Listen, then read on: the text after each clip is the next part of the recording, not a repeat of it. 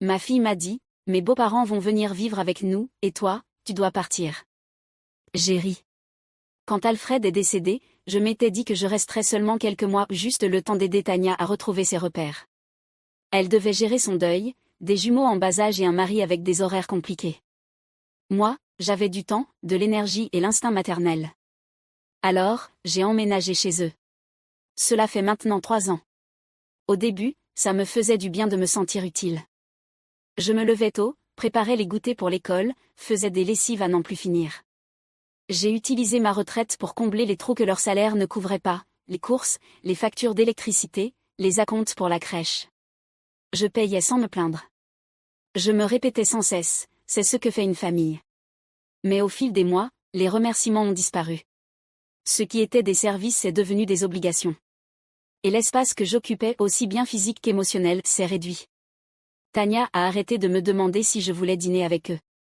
Les jumeaux ont commencé à appeler Béatrice, la mère de Liam, celle qu'on appelait l'autre grand-mère, simplement mamie, alors qu'elle vivait juste en face mais ne venait presque jamais.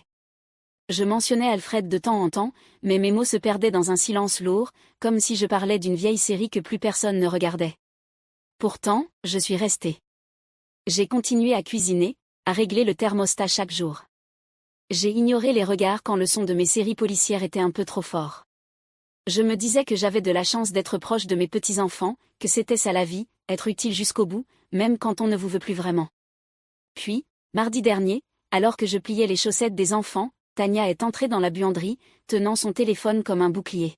« Maman », a-t-elle dit sans vraiment me regarder, « les parents de Liam vont venir habiter ici. » J'ai cligné des yeux, une chaussette à la main. « Ils viennent en visite ?» ai-je demandé. « Non. Pour vivre. Définitivement. On a besoin de place. » J'ai ri, attendant un sourire en retour, qui n'est jamais venu. « Il va falloir que tu partes d'ici la fin du mois », a-t-elle ajouté. J'ai éclaté de rire, je n'ai pas pu m'en empêcher. Ça sonnait tellement absurde, comme une réplique sortie d'une mauvaise comédie. Mais son visage est resté figé, les bras croisés, parfaitement sérieuse. J'ai reposé les chaussettes dans le panier, lentement, comme si ce geste pouvait ralentir la réalité qui me frappait. Puis je suis passée devant elle, la gorge nouée. Dans le couloir, mon regard a croisé une photo de famille sur l'étagère dans mon cadre, ma photo, sauf que, je n'y étais plus. La porte du bureau était grande ouverte. À l'intérieur, des cartons empilés. Le lendemain matin, le déménagement avait déjà commencé. Tania a frappé doucement à ma porte, comme si j'étais une simple invitée de passage. Elle est entrée avec un sourire forcé et un stylo à la main. Et dit, ça t'ennuierait de commencer à emballer les choses, pas essentielles ? C'est pour libérer de la place pour mes beaux-parents. Je pensais que l'armoire du bureau pourrait contenir quelques-unes de tes affaires, pour l'instant. Pas essentiel. J'ai regardé la pièce, tout m'appartenait, la commode, la bibliothèque, même la lampe de chevet. Mais j'ai hoché la tête et dit. Bien sûr.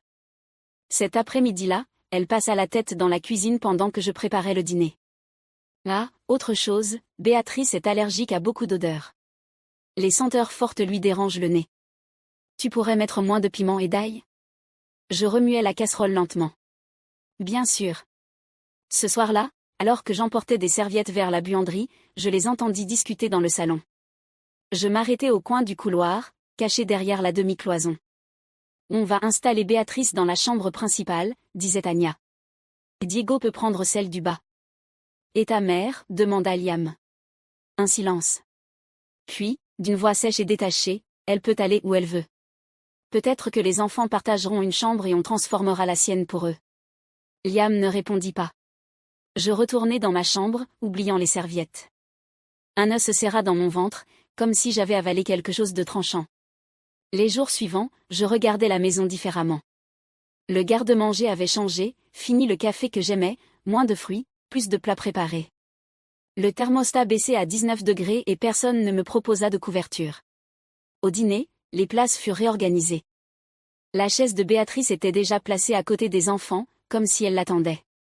La mienne était poussée contre le mur, rangée. Les enfants cessèrent de me demander des histoires avant de dormir. Tania dit qu'ils étaient trop grands pour ça. Je commençais à passer mes soirées seule dans ma chambre, à manger sur un plateau, en regardant de vieilles vidéos à volume bas. Je pris l'habitude de marcher dans la maison la nuit, pieds nus et en silence. C'était le seul moment où je sentais que cet endroit était encore un peu à moi. J'allumais la lumière du porche, vérifiais les serrures, repliais une couverture oubliée de petits rituels, comme une mémoire musculaire d'une vie que je vivais encore, mais dans laquelle on ne m'invitait plus. C'est là que j'ai commencé à dresser un inventaire. Pas seulement de ce qui m'appartenait, mais aussi de ce qu'on ne me permettait plus d'utiliser. Dora remuait son thé lentement, le front froncé, en m'observant de l'autre côté de la table. On se retrouvait chaque premier jeudi du mois au Café La Rosa, mais cette fois, c'était différent. Je n'avais pas dit grand-chose depuis mon arrivée. « Il ne te déplace pas », dit-elle enfin en reposant sa cuillère. « Ils t'ont déjà effacé. » Je laissai échapper un rire léger, sans souffle. « Je sais », dis-je. Mais l'entendre dit à haute voix, ça fait encore plus mal.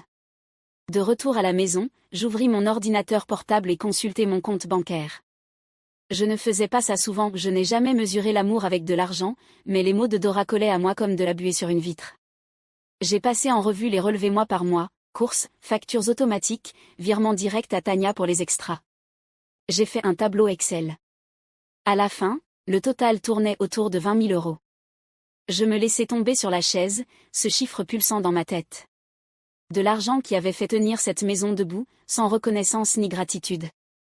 J'ai ouvert un tiroir et sorti un vieux classeur. Dedans, les papiers que j'avais rassemblés des années auparavant, quand j'avais envisagé d'acheter un appartement après la mort d'Alfred. J'avais alors 50 000 € de côté. J'étais à 2 jours de signer lorsque Tania m'a appelé en larmes, la crèche des jumeaux avait doublé de prix, Liam était sans travail. J'ai transféré la compte le lendemain. Elle avait pleuré au téléphone, promis de me rembourser. C'était il y a presque 3 ans. J'ai refermé le classeur et l'ai posé sur mes genoux, ses bords usés par le temps. Mes mains ne tremblaient pas encore, mais quelque chose en moi avait changé. Ce n'était plus une question d'espace, ni des allergies de Béatrice, ni des chambres libres ou des menus. C'était être utile, jusqu'à devenir encombrante. J'ai déposé le classeur sur le plan de travail et je l'ai regardé longtemps. Puis j'ai sorti un post-it d'un tiroir et j'ai écrit « Rassembler les papiers ». Tout mettre par écrit. Tout documenter. La note est restée là, comme un rappel ou une promesse. J'ai attendu que les enfants sortent jouer avec leur vélo pour lui parler. Tania était dans la cuisine, remuant une casserole de quelque chose d'insipide, tout droit sorti d'un emballage. Je me suis placée de l'autre côté du comptoir, les mains croisées, comme une patiente qui attend un diagnostic. « Où tu attends que j'aille ?» Elle ne leva pas les yeux. « Je ne sais pas, maman. »« Tu es intelligente. Tu trouveras bien. » Je clignai des yeux, laissant le silence s'installer. « Les parents de Liam ont besoin de stabilité maintenant, » ajouta-t-elle, comme si ça rendait la chose moins cruelle. « Ils sont âgés. Béatrice est prédiabétique et Diego a des problèmes de dos. Ils ont besoin de soins. » J'ai failli rire. Comme si ce n'était pas moi qui me levais tôt pour déneiger l'allée, qui emmenait les enfants chez le médecin, qui cuisinait tous les jours. Comme si ce n'était pas moi qui avais maintenu cette maison à flot quand on n'y arrivait pas. « Tu as déjà eu ton temps ici, » dit-elle enfin en se retournant. « C'est le moment. » Comme si j'avais été en vacances prolongées, pour lesquelles je devais être reconnaissante. Comme si je n'avais pas donné ma vie pour rentrer dans la sienne. J'ai hoché la tête lentement. Je comprends. Je suis allée au salon sans ajouter un mot. Et là, j'ai vu la photo de famille qui était sur la cheminée, celle de l'été où nous étions allés au lac, le bras d'Alfred autour de mes épaules et les enfants avec des glaces à la main. Elle n'était plus là. À la place, un portrait encadré de Liam enfant, à côté d'un garçon que je ne reconnaissais pas. Le cadre était neuf, doré, brillant, bien en évidence. Je suis restée là plus longtemps que je ne l'aurais voulu. Quand je me suis retournée, Tania était déjà montée.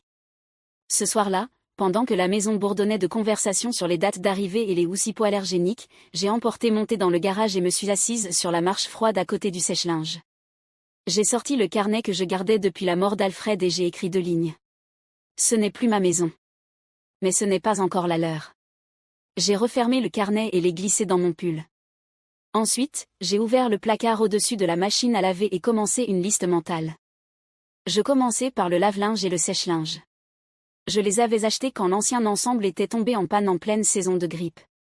Tania était désespérée, Liam était en déplacement. Le lendemain matin, j'étais allée au magasin d'électroménager et j'avais payé comptant. La facture était toujours dans mon mail, datée de 2 ans. Je l'ai imprimé et placé dans un nouveau classeur, étiqueté au crayon, bien personnel. Ensuite, la table de salle à manger. Je me rappelais avoir mesuré l'espace avec Dora, comparé les finitions en bois, choisi une table avec rallonge pour les repas de famille. Cette table avait vu chaque anniversaire depuis la mort d'Alfred, chaque devoir, chaque bol de céréales renversé. Je l'avais payé par chèque, la copie carbone était encore dans mon bureau. Le purificateur d'air était arrivé en pleine saison des allergies, lorsque Tania se plaignait de la toux nocturne des enfants.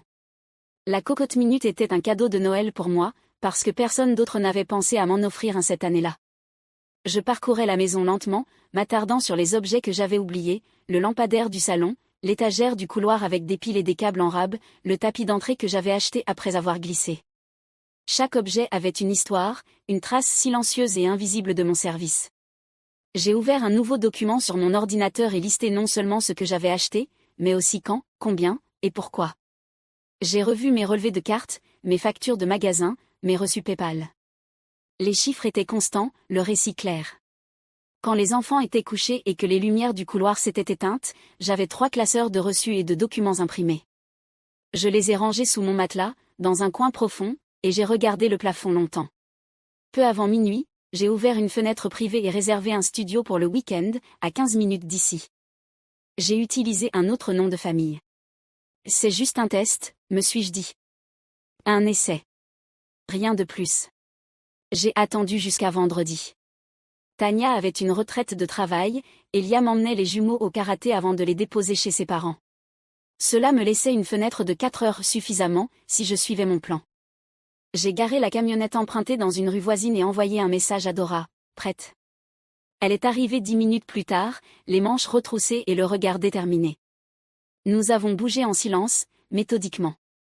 Pas de tiroir claqué, pas de chaise traînée. Juste des pas mesurés et des sacs fermés. Nous avons commencé par le placard principal, mes draps, mes manteaux d'hiver, la machine à coudre cachée derrière un vieux humidificateur. Ensuite, le salon, j'ai roulé le tapis que j'avais acheté après avoir failli glisser sur le sol. Dora a emballé les livres, s'est arrêtée en tombant sur un avec l'écriture d'Alfred dans les marges et me l'a tendu sans un mot. La cuisine a pris plus de temps. Chaque poêle, chaque ustensile que j'avais acheté, chaque appareil que j'avais remplacé, tout est parti. Les étagères sont restées vides, sauf quelques tasses dépareillées et une passoire cassée. J'ai même pris la cocotte minute. Nous avons gardé la table de salle à manger pour la fin. Je l'ai nettoyée une dernière fois avant de démonter les rallonges et d'emballer les chaises dans de vieilles couvertures. Dora secoua la tête en travaillant. Ils vont rentrer et croire que la maison a explosé. Non, ai-je répondu. Ils vont rentrer et voir ce qu'ils ont construit en me chassant. À midi, la camionnette était pleine. J'ai fait un dernier tour dans la maison non pas pour me souvenir, mais pour m'assurer que chaque recoin que j'avais touché était bien enregistré. Puis je me suis assise au comptoir et j'ai laissé une feuille à un endroit où il ne pourrait pas l'ignorer. Je l'avais écrite la veille, imprimée à la bibliothèque, et signée à l'encre bleue. Ce que j'ai payé, je l'ai emporté. Signé, Marina. Dora et moi avons conduit la camionnette jusqu'au studio. Un petit endroit, avec des plans de travail usés et un radiateur capricieux, mais la serrure a cédé à ma clé, le thermostat a répondu à ma main, et le silence m'a accueilli. Ce soir-là, j'ai préparé du thé dans ma tasse, dans une cuisine qui ne me jugeait pas, et j'ai rédigé une nouvelle liste, cette fois, de choses dont je ne ressentirais pas le manque.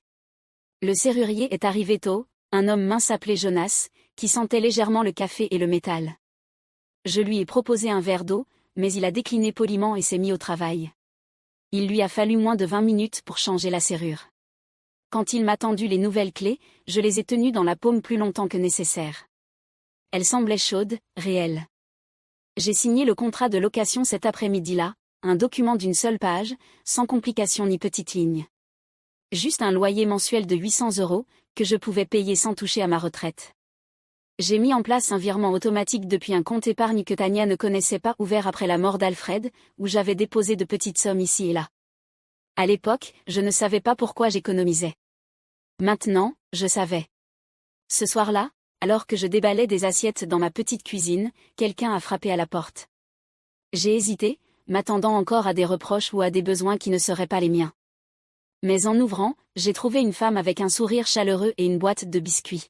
« Je suis Laetitia, dit-elle. Unité 3B. Je vous ai vu emménager. On joue aux cartes le jeudi soir dans la salle commune. Vous devriez venir. J'ai hoché la tête, surprise de dire oui si vite. 1 heure plus tard, j'étais assise autour d'une table pliante avec Laetitia et 3 autres femmes, des veuves, une divorcée, toutes retraitées, riant et buvant un café décaféiné bien fort. Personne ne m'a demandé de nettoyer, personne n'a parlé sur moi, personne n'attendait rien d'autre que ma présence. Je suis rentrée au studio avec une étrange légèreté dans la poitrine, comme si le monde respirait à nouveau. J'ai fait des œufs brouillés sur ma plaque électrique, je me suis assise en tailleur sur le futon que j'avais choisi.